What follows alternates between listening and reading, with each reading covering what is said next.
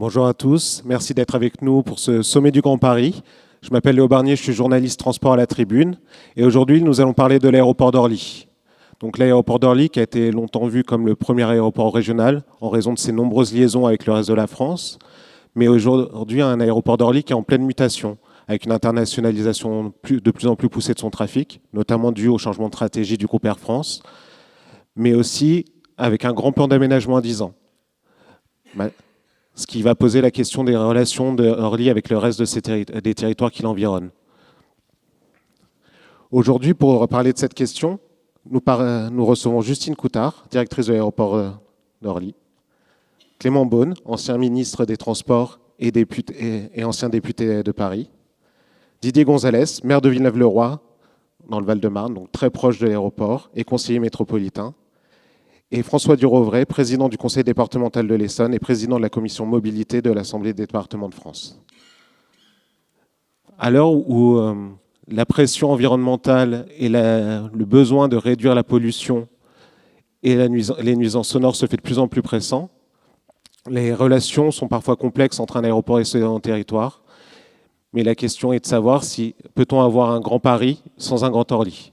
Et pour commencer, je propose à Justine Coutard de nous présenter un peu son projet, donc sa vision Orly 2035, de voir comment la dimension territoriale a été prise en compte dans ce projet et comment c'est une rupture par rapport au modèle précédent. Merci beaucoup pour votre invitation. Alors effectivement, on a décidé de concevoir un projet d'aménagement à l'horizon 2035, qui avait l'avantage d'être un horizon qui permet de se projeter, mais en même temps qui est suffisamment court pour incarner les choses un peu plus concrètement. Et on a souhaité que ce projet d'aménagement, il marque une rupture à plusieurs titres. D'abord par une conviction très forte, c'est que le leadership d'un aéroport ne se mesure pas nécessairement à la croissance de son trafic.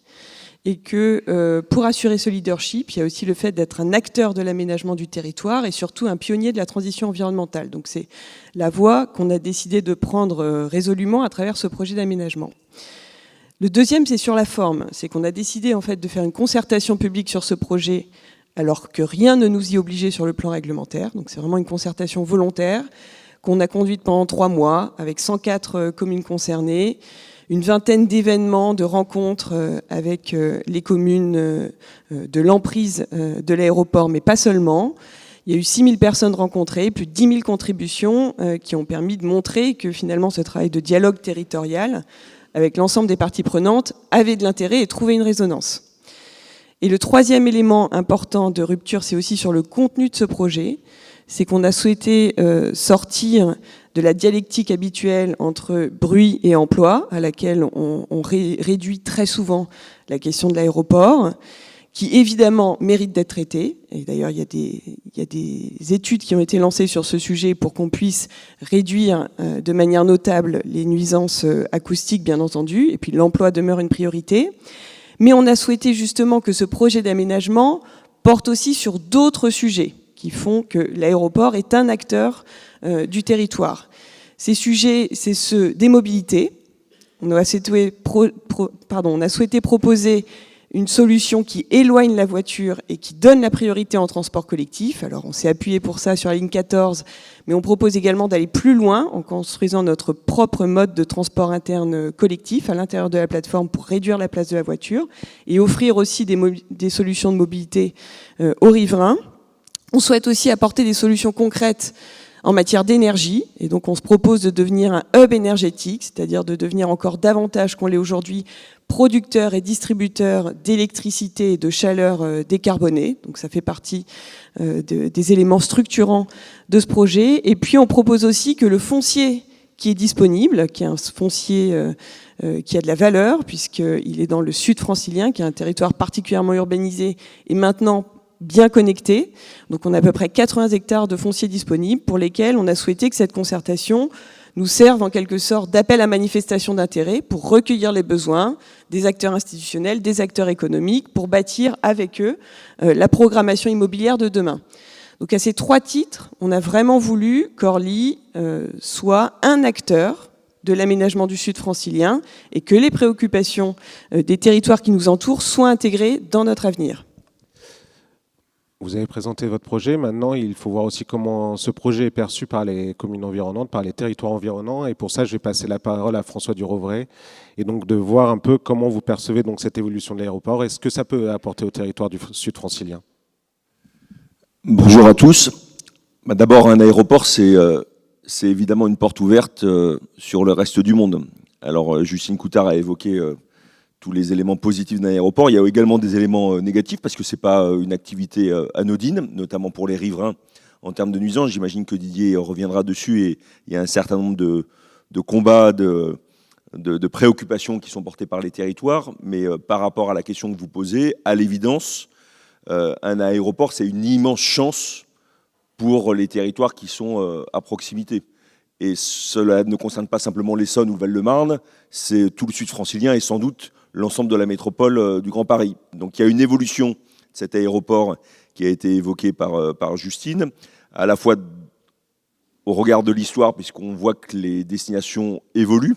Et donc l'enjeu pour le territoire, c'est de faire en sorte que ces destinations fassent davantage écho avec le tissu, notamment économique, du territoire, et créent davantage de valeur.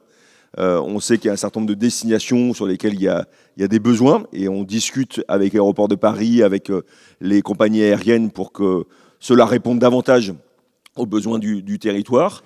Et puis, ça a été également évoqué par Justine Coutard à l'instant, cet aéroport a la particularité, alors même qu'on est dans un milieu qui est assez enserré, au milieu d'une urbanisation qui était d'ailleurs préexistante à l'aéroport, on a la chance d'avoir encore du foncier. Et l'enjeu, c'est que ce foncier, il soit porté collectivement, à la fois par le propriétaire, qui est ADP, mais aussi par les élus du territoire. Et à cet égard, je porte l'idée que nous puissions, là aussi, créer de la valeur, qui fasse davantage écho avec l'écosystème local. Orly est situé, évidemment, enfin, je pense que tout le monde voit où est situé Orly, mais c'est la Nationale 7 et c'est la vallée des biotech, avec Kremlin au nord, Évry au sud. C'est également une connexion incroyable avec le plateau de Saclay, en Essonne et dans les Yvelines. Et je considère que nous devons s'ouvrir à des activités à forte valeur ajoutée, que nous devons avoir la capacité de produire, notamment ce qui est inventé sur le plateau de Saclay. On sait que le plateau de Saclay, il y a à la fois les grandes universités, plus grandes universités d'Europe, que nous avons de la recherche académique, que nous avons des start-up, mais nous savons que l'Essonne et même l'Île-de-France ont du mal à préserver ces pépites sur leur territoire qui parfois partent de l'autre côté de l'Atlantique. Et donc il faut qu'on ait cette capacité d'accueillir ces entreprises, de leur permettre leur développement, et je pense qu'Orly est une opportunité à cet égard. Je vous remercie. Vous avez commencé à évoquer la question des nuisances et pointer votre voisin de droite, Didier Gonzalez, sur cette question.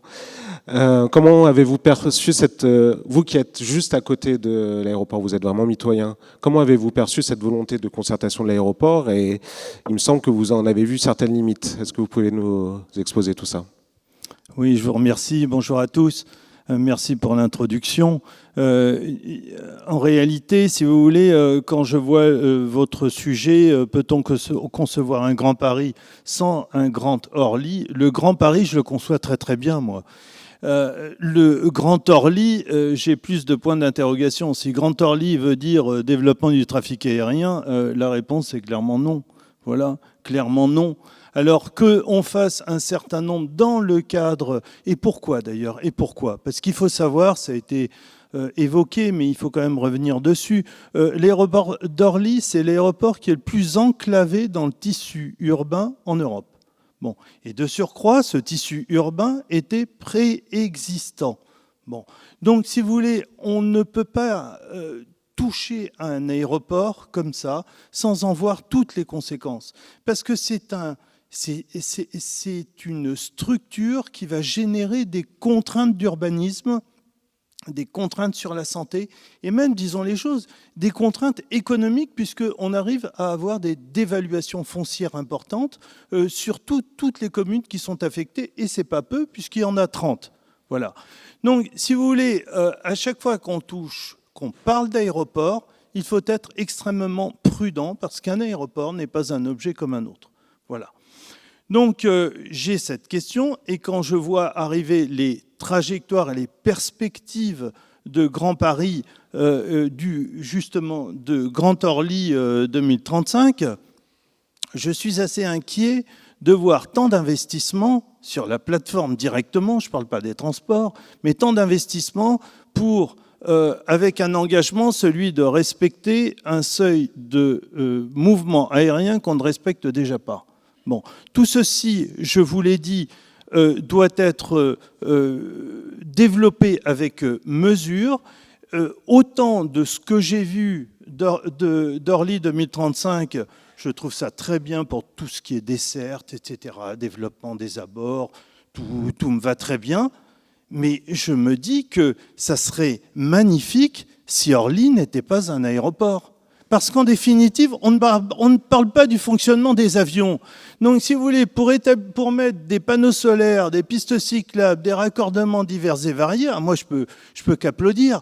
Mais je dis attention, parce que immanquablement, nous avons un coût social sur les populations concernées, et elles sont très nombreuses. Ce coût social a été évalué par l'OMS à 2 milliards d'euros, et je voudrais que ce soit mis en regard du développement des richesses qui peuvent être escomptées. Et je voudrais aussi, et j'en profite, qu'on entende les 235 élus, maires, conseillers généraux, conseillers départementaux, conseillers députés, députés sénateurs, qui se sont mobilisés pour obtenir des restrictions d'exploitation de l'aéroport, et notamment la nuit, pour obtenir une demi-heure de sommeil supplémentaire. Donc vous voyez, il y a un léger décalage. Dans tout ça, Orly 2035, évidemment, on va me dire que c'est pas la fin, mais ça pourrait être un aller vers. On pourrait imaginer aussi un rallongement de la piste 3, ça ne figure pas. Donc vous voyez, il y a quelques interrogations pour le moins. Justement, peut-être rester avec vous, vous évoquez du coup certaines limites. Comment peut-on faire justement pour mieux prendre en compte les problèmes que vous avez soulevés? Vous avez commencé à parler de l'allongement de la piste 3. Est-ce qu'il y a d'autres pistes, notamment peut-être sur la question énergétique? Et comment l'aéroport peut-il peut-être mieux se mettre au service des territoires environnants, étant donné que ça reste un aéroport et que ce n'est pas prêt de changer a priori? Non, mais d'accord, mais je ne sais pas si vous avez entendu ce que je disais. C'est précisément beaucoup de mesures dans le développement aérien et pas de développement aérien, des restrictions d'exploitation qui permettent aux uns et aux autres de pouvoir fonctionner. Et moi, ce qui me concerne très directement, c'est le trafic aérien. Et ce n'est pas forcément l'aménagement de l'aérogare 3. Vous voyez ce que je veux dire? Oui. Bon, tout ce qui est desserte, moi, j'ai aucun problème avec ça. Bien au contraire, j'applaudis qu'on nous dise, tiens, on va développer tous ces secteurs qui font partie des secteurs les plus pauvres du Val-de-Marne. Donc, j'attends de voir comment tout ça va se décliner concrètement. Et si ce sont les secteurs les plus pauvres du Val-de-Marne, c'est bien qu'il y a une raison. C'est parce qu'on est affecté par des contraintes d'urbanisme, c'est qu'on n'a pas de retour d'aéroport, on n'a pas de politique d'aménagement de grand ensemble sur tous ces espaces-là. Et j'aimerais bien qu'on sorte des engagements et qu'on voit très concrètement comment les choses vont se passer. Et surtout que ce ne soit pas corrélé au développement du trafic aérien. Bien au contraire, et qu'on écoute de manière générale les élus, comme je viens de vous le dire. Clément Beaune, on voit que les relations entre aéroports et riverains sont toujours un peu complexes. Est-ce que vous, qui avez ce regard d'avoir été ministre des Transports, d'avoir peut-être une vision plus générale que celle d'Orly, comment vous voyez l'évolution des modèles aéroportuaires? Est-ce que c'est aujourd'hui une nécessité pour les aéroports de changer? Bonjour et merci beaucoup pour votre invitation. Je suis ravi de retrouver un certain nombre d'acteurs du Grand Paris et du secteur et quelques visages familiers, y compris sur scène. Peut-être un mot global effectivement de la question aéroportuaire. J'ai conscience d'avoir peut-être donné l'impression, je l'assume sans caricature, d'être, on me le disait parfois, un ministre des Transports pro-train et donc, disait-on, anti-avion. Je ne crois pas que ce soit le cas. Je dois d'ailleurs confesser avoir travaillé chez Aéroports de Paris et même avoir quelques mois travaillé, chère Justine, tu n'y étais pas encore, mais sur la plateforme d'Orly. Donc je vois aussi les améliorations qu'apportent les transports en commun, parce que maintenant, pour être usager, quand on prend la ligne 14 pour aller à Orly, c'est pas tout à fait comme avant pour aller à Orly ou à Orlytech. Bon. Mais les aéroports et le monde aéroportuaire et aérien est évidemment non pas un obstacle de la transition écologique, on pourrait simplement le caricaturer comme ça, mais un acteur de la transition écologique. Justine Coutard a présenté mieux que je ne pourrais le faire, on voit bien les curseurs à placer, les limites de la chose, mais tous les efforts de transformation écologique d'une plateforme aéroportuaire, même enserrée dans un tissu urbain extrêmement complexe et dense comme celui d'Orly, c'est quand même à saluer parce qu'on est capable de faire des aéroports et on est capable de faire de l'aéronautique qui va évidemment, et ça doit être ça la direction, soutenue par les pouvoirs publics, subventionnée en partie, qui va aller vers la neutralité carbone et vers la transition écologique et la transition énergétique. Petite parenthèse qui vaut pour l'aéroportuaire comme pour tout le secteur, en réalité, y compris le ferroviaire ou les transports en commun, c'est que on a parfois en politique ce discours, parce qu'aujourd'hui ça fait bien, que l'écologie ne doit pas être punitive. Évidemment, je souscris à 200% à ce slogan. Mais si par non punitif, on entend que on va mettre aucune restriction supplémentaire, on ne va pas avoir de normes, on ne va pas avoir de fiscalité qui accompagne ces secteurs. Ça ne veut pas dire plus, ça ne veut pas forcément dire plus de normes, plus de fiscalité, mais ça veut dire adapter et notre modèle fiscal et notre modèle réglementaire à la transition écologique.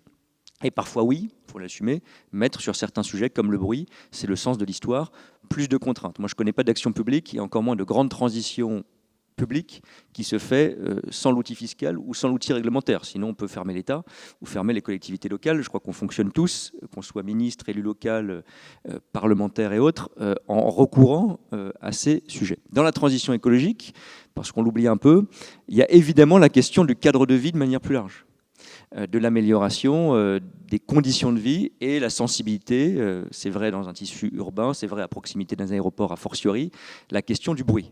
Moi, je l'ai assumé quand j'étais ministre des Transports, alors on cherche toujours un équilibre, et je n'ai pas complètement la réponse pour être honnête, mais de renforcer aéroport par aéroport nos outils d'études d'abord, et d'objectivation, de concertation, et puis ensuite, il y en a certains pour lesquels je l'ai fait, puis d'autres pour lesquels c'est en cours, et ce sera la suite de l'action publique, il y ait des restrictions supplémentaires. On avait lancé, c'était la première fois, avec la Direction Générale de l'Aviation Civile, la DGAC, des études d'impact sur l'approche équilibrée, comme on les appelle, sur progressivement toutes les grandes plateformes aéroports de France. On commençait par les 10 plus grands aéroports, dont en même temps, sous le contrôle de Justine, les 3 aéroports parisiens, Roissy, Orly et même le Bourget. Je crois qu'on est d'ailleurs à la fin de ce processus. Je ne vais pas préjuger de ce qui sera décidé sans doute par le nouveau gouvernement, mais à l'évidence, il faudra des restrictions. Après, il faut l'assumer. Moi, j'avais dès le départ, par exemple, pour Roissy, ma position de ministre des Transports de l'époque, c'était qu'il ne fallait pas de couvre-feu à Roissy. Il faut l'assumer. Roissy, c'est un outil économique majeur, y compris sur le fret et sur le cargo. On a fait ce choix collectivement. Et donc, je pense que l'outil couvre-feu n'est pas adapté à Roissy. Il existe à Orly. Je ne rentre pas dans le débat parce que je n'ai pas vu le résultat de l'étude d'impact pour savoir s'il faut jouer sur ce curseur-là, parce que je laisserai mes 2 voisins en débattre lâchement. Mais en revanche, augmenter les restrictions, je suis sûr qu'il faut le faire. Et progressivement, il faudra le faire. C'est vrai à Nantes, c'est vrai à Lille, c'est vrai à Orly, et c'est vrai a fortiori quand on a un aéroport qui est extrêmement enserré dans le tissu urbain. Il y a un dernier point sur Orly spécifiquement, puisque j'essaie de zoomer un peu plus, même si je suis moins expert que mes voisins de la plateforme en particulier. Il y a un paradoxe d'Orly en Ile-de-France. Orly, c'est à la fois, je prends les 2 grands aéroports entre Roissy et Orly, le plus ancien, le premier des 2 grands, si je puis dire, avec les contraintes que ça impose. Bien sûr, le tissu urbain était préexistant, mais les exigences de cadre de vie, de réduction du bruit sont beaucoup plus fortes, et c'est heureux qu'il y a 30 ou 40 ans, elles le seront plus dans 10 ans. C'est le sens de l'histoire, on veut un cadre de vie meilleur, tant mieux. Et puis il y a ce paradoxe, donc, Orly est un formidable atout, un formidable outil essonien, francilien. On voit bien, François l'a dit, la connexion avec le plateau de Saclay, l'arrivée des transports en commun. Il faut le dire aussi, l'aéroport est un catalyseur. La ligne 14, alors il y a eu les Olympiques et Paralympiques, mais s'il n'y avait pas l'aéroport d'Orly, s'il n'y avait pas le développement du plateau de Saclay, je pense que Jean-François Monteix l'aurait dit aussi, on aurait attendu un peu plus longtemps que ce qu'on a fait pour avoir une belle ligne 14 qui va jusqu'à l'aéroport et qui, ce faisant, dessert toute la trajectoire du nord au sud de l'Île-de-France, en tout cas en petite couronne. Donc c'est extrêmement important de dire ça aussi. Mais il y a un paradoxe parce qu'évidemment, Orly est plus contraint que Roissy, est plus contraint que beaucoup d'aéroports, que néanmoins c'est le plus proche de Paris, qu'il a maintenant une desserte, ce qui est assez exceptionnel quand même, en métro automatique en 20 minutes du centre de Paris. Et on voit bien ce paradoxe jouer, y compris avec les compagnies aériennes. Peut-être qu'il y a des représentants de notre grande compagnie Air France KLM dans la salle. Et il y a là aussi un paradoxe que au moment où c'est l'aéroport de proximité, il est revendiqué même par beaucoup d'élus locaux hors Île-de-France comme la plateforme d'accès à la capitale, maintenant reliée en transport en commun. et qu'en fait, on retire une partie de la desserte historique, si je peux dire, de Orly au profit de Roissy. Très bien. Vous avez beaucoup évoqué cet aspect transport en commun, donc, donc avec notamment l'arrivée de la ligne 14, puis à terme de la ligne 18. Justine Coutard, comment vous avez perçu justement cette arrivée de ces deux lignes et qu'est-ce que ça change pour vous d'avoir des gens qui transitent par l'aéroport qui ne soient pas forcément liés à l'activité aérienne? Comme l'a souligné Iba Fares tout à l'heure, ça a été un succès immédiat, l'arrivée de la ligne 14. Et donc effectivement, ça a y compris déjoué toutes nos prévisions. Et donc on a eu des journées, à la fois au mois d'août et au mois de septembre d'ailleurs, à plus de 30 000 passagers. On a tutoyé les 33 000, 34 000 passagers, ce qui est absolument colossal si on a en tête que une journée de trafic assez fort à Orly, c'est de l'ordre de 110 000 passagers. Donc vous voyez que c'est des proportions qui sont tout à fait importantes et qui montrent bien que le report modal est à l'œuvre, d'ores et déjà, aussi bien pour les passagers que pour les salariés. Effectivement, ce sur quoi on souhaite insister désormais, c'est faire en sorte aussi que cette infrastructure de transport, qui est une chance immense pour la plateforme, qui doit l'être aussi pour les territoires qui nous environnent, soit justement le mieux relié possible. Donc c'est pour ça que dans notre projet d'aménagement, on a travaillé sur une solution de transport collectif interne qui puisse irriguer tous les points d'intérêt de la plateforme, toutes les zones d'activité et d'emploi, et pas seulement l'aérogare elle-même. On a aussi des zones d'activité tertiaires, industrielles, qui méritent d'être desservies dans les meilleures conditions. Donc il y a cette solution de transport sur laquelle on travaille. Et il y a aussi toutes les continuités cyclables. Et pour nous, c'est vraiment important d'assurer désormais un plan de desserte cyclable extrêmement imbriqué avec ceux des collectivités environnantes et qui donne le meilleur niveau de service pour que tous les salariés, tous les riverains qui souhaitent rejoindre justement la gare de métro de la ligne 14 puissent le faire dans les conditions les plus fluides possibles. François Durovray, on peut dire que l'Essonne commence avec l'aéroport d'Orly. Comment pour... elle touche, enfin, l'aéroport d'Orly fait partie en partie de l'Essonne. Comment très largement. Très largement. Comment vous voyez justement ce pôle multimodal et qu'est-ce qui pourrait être fait encore pour continuer à améliorer? On sait que vous avez mis sur la table notamment la question des cars express. Comment vous voyez justement ce rôle d'Orly, vous? Alors je vais répondre à votre question, mais juste pour solder le point précédent, dire, parce que toutes les interventions étaient très intéressantes, mais ça montre à la fois qu'on a une histoire complexe entre Orly et les territoires, principalement conflictuelle. Moi, je suis plutôt d'un naturel optimiste combattant. Et je considère qu'on a une opportunité aujourd'hui pour faire pivoter l'aéroport, créer de la valeur, tout en réussissant les enjeux de transition écologique. C'est pas évident qu'on y parvienne, mais on a une responsabilité, et les acteurs de la plateforme, et les élus, pour réussir cette transformation. Et pour cela, il y a l'enjeu du foncier qu'on évoquait tout à l'heure, et donc de faire arriver des activités économiques qui créent de l'emploi, qui créent de la valeur, mais c'est évidemment de favoriser l'accès à la plateforme, avec des modes lourds, la ligne 14 qui est arrivée, la ligne 18 qui arrive en 2027 sur la plateforme d'aéroport et qui reliera Massy, le plateau de Saclay, puis Versailles à horizon 2030. Le territoire porte, et c'est désormais validé par la région Île-de-France, l'idée de l'extension de la ligne 18 vers l'Est, la rive droite de la Seine, Boissy-Saint-Léger, pour desservir des territoires qui sont plutôt résidentiels et qui fournissent beaucoup d'employés à la plateforme. Il y a la question de l'organisation vers le sud de la plateforme également, avec le tramway 7, dont les travaux ont débuté et qui vont relier à la gare de Juvisy, qui est l'une des plus grandes gares françaises, 7e gare hors Paris en France.